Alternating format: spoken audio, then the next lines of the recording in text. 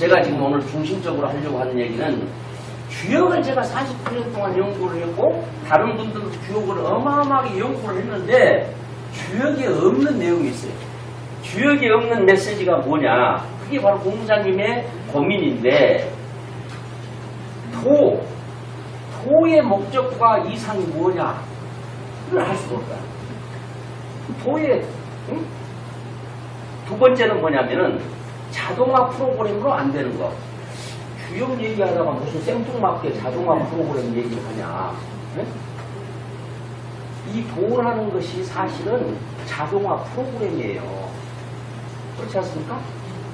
이와 기가 만나가지고 그 경우의 수에 따라서 가장 각색으로 변화를 하고 생성을 하고 소멸을 하는 것이 이게 프로그램 원리예요. 프로그램 원리. 그렇지 않습니까? 그런데 인간 외에 이 자연은 자기 마음 내키는 대로 도울 선생이 뭐 꼴리는 데라는 표현을 쓸 때 꼴리는 데도 얘도 아무런 잘못이 없어요. 지극히 자연스럽고 지극히 당연한 거예요. 그런데 인간만은 마음대로 해보니까 잘못되더란 얘기죠. 왜 잘못될까? 인간은 왜 잘못될까? 태초로부터 그 성품을 받았는데 인간만은 왜 잘못된 생각, 잘못된 행동, 잘못된 감정을 갖느냐? 이거예요. 이 자동화 프로그램 안 된다는 얘기죠.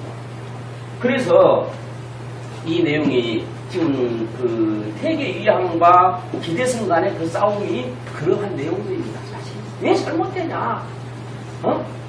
그래서 이야기 나온 것이 사단 7정론이 나오게 되는 거죠. 이 사단이 바로 하늘로부터 제대로 받은 그런 성품이고 7정은 이것이 좀 사단을 흐리게 하는 뭐다 이런데 그것을 태계위양이 그렇게 주장을 했는데 고봉 기대성은 그건 아니다. 이렇게 해가지고 싸움이 8년 동안 진행된 거 아니에요. 그 다음에 이 앞으로 도래할 세상이 어떤 세상이냐 하는 것이 주역이 없어요. 앞으로 어떤 세계가 이루어질 것이냐 그걸 알아야 되잖아요. 그거에 대한 거 없습니다. 제가 아무리 연구해봐도 없습니다. 그 다음에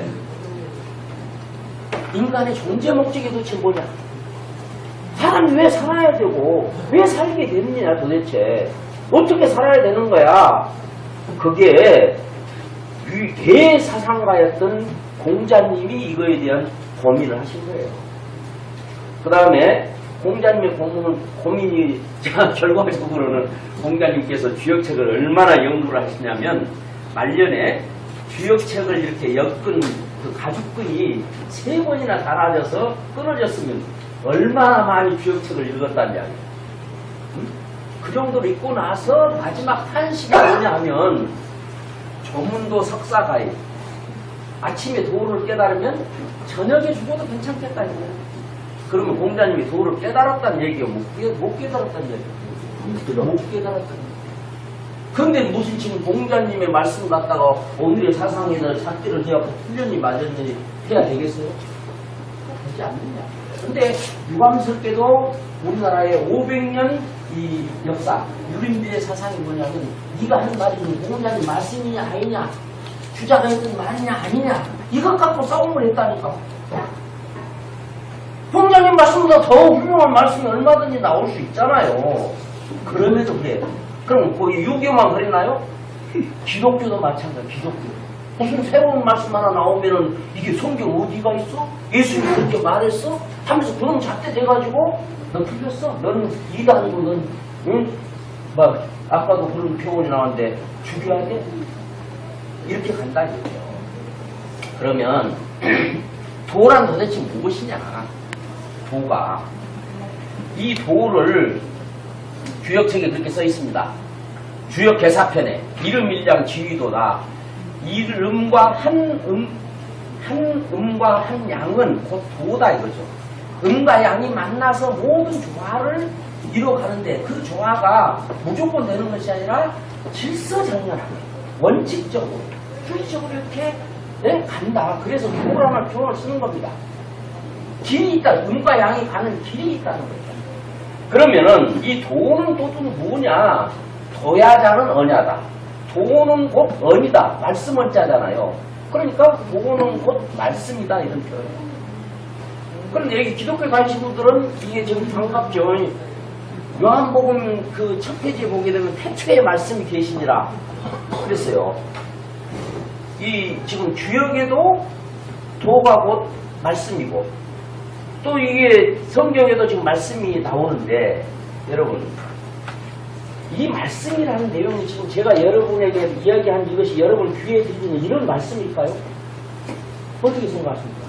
태초에 말씀이 계셨는데 그 말씀이 지금 여러분 귀에 들리는 이런 말씀이겠느냐 하는 이야기입니다. 또 도야자는 언야라고 했을 때 이 언이라고 하는 것이 지금 여러분 귀에 들리는 이런 말이냐. 그래서 서양에서는 이것을 로고스라고 합니다. 로고스가 무슨 뜻입니까? 자연의 근본 원리, 자연이 존재하기 위한 근본 원리가 로고스예요. 어떤 그 프로그램이 있다는 거죠. 반드시 어떤 법칙이 있다는 거죠. 그 다음에 로고스는 도대체 뭐야? 그래서 로고스를 이해하려면 이 로직을 알아야 로직. 로직이 무슨 뜻이냐를 또 이제 설명을 하려면 제가 이제 철학 강의 시간도 아니고 이렇게 간단하게 설명을 해드릴게요. 봄이라는 이 자동화 프로그램으로 봄이라는 것을 한번 만들어 본다. 봄을 만들어 본다. 봄이라는 프로그램을 만들려면 봄에 지금 평균 온도가 5도에서 한 18도 사이 이게 유지가 돼야죠. 그것이 열흘 이상이 유지가 됐을 때 이것을 중춘이라고 합니다. 그런 거지. 습도는 60도에서 80도 사이에 80% 사이의 습도 60%에서 80% 사이의 습도가 유지가 되는 거예요. 그걸 유지하기 위해서 2, 3일 간격으로 비가 내리는데 여름에 내리는 비가 아니고 고슬비가 쫙 오게 되겠죠.